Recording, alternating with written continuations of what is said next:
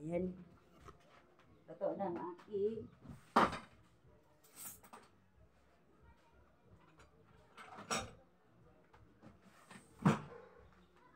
ito ang aking banana bread. So, ganito kapal ang ginawa.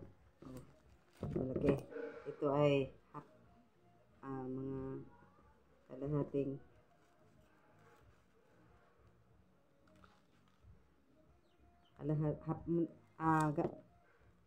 mga 400 grams na flour.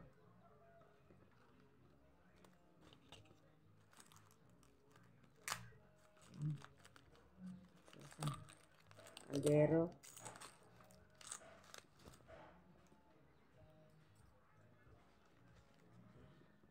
So, tingnan nyo. Oh. Parang ang sarap. Matikman nga. Okay. Sarap. Parang tinapay.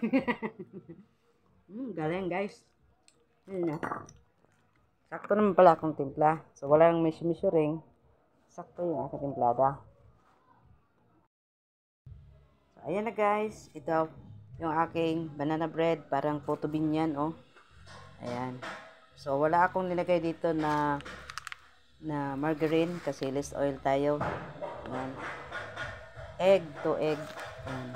400 grams ang harina. Ayan. Parang ang sarap.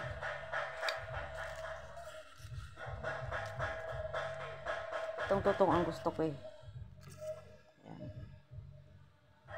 Ayan. Sarap. Nakaimbento na akong tinapay. Hindi ko na kailangan bumili. Thank you for watching.